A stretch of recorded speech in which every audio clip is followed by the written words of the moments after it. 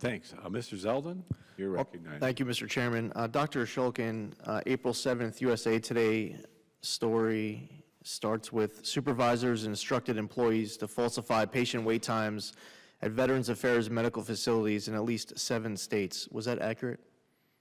I've reviewed 72 IG reports. 11 of them were found to have intentional manipulation. So that would be accurate, but it's not representative of the majority of their findings. And of these supervisors, how many of them have been fired?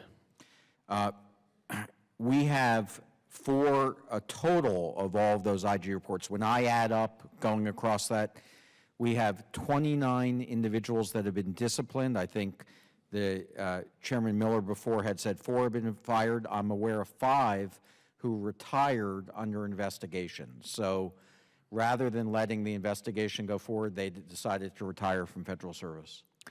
When you referenced the number of 29 disciplined, that is from this USA Today story of the... From the 72 IG reports that I've reviewed. I sort of, I manually counted them up as we went through each of the accountability actions. Have any supervisors who instructed employees to falsify patient wait times, have any not been disciplined?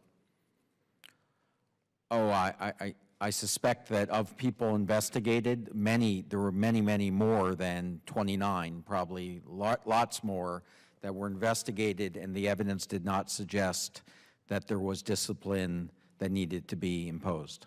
Okay, but are you saying that there were supervisors who instructed employees to falsify patient wait times who have not been disciplined? Of the investigations that we've done that found that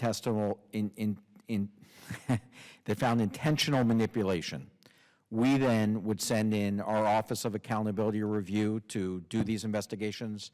Everybody that was found to have a action or found to have a behavior that required disciplinary action, we have imposed or they have retired. So no one has not been disciplined? Oh, I wouldn't say that. We're going in circles right now. I'm asking about the people of the supervisors who instructed employees to falsify patient wait times, have any not been disciplined? I don't know what your denominator is. Anybody that has been accused of a manipulation, we have investigated. When we have found that there's evidence that they did do the manipulation, we have implemented disciplinary action. None of those people haven't been disciplined?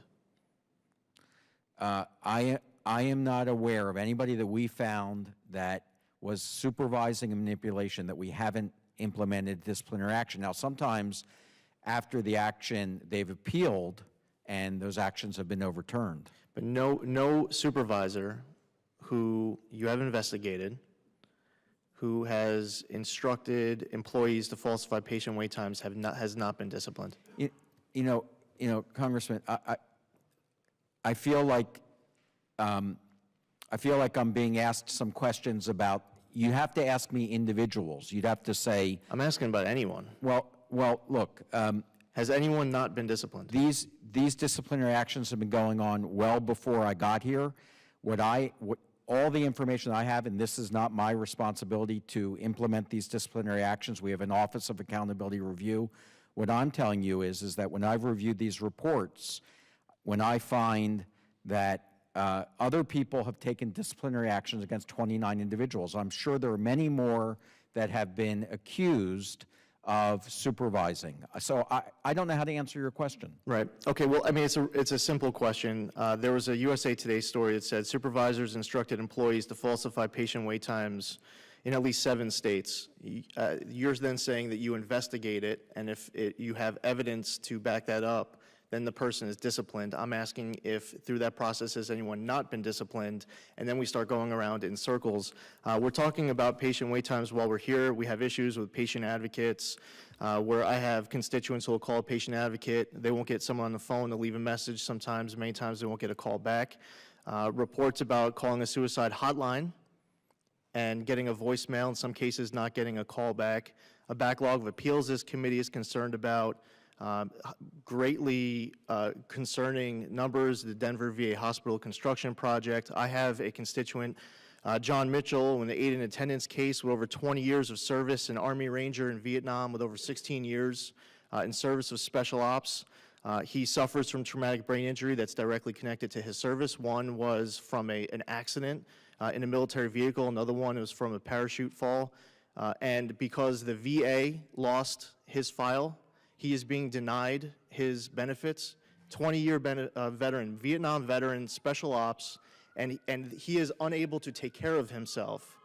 And we're getting all of these different cases, but the only time that it comes to light for this committee is when the committee brings it up to the VA.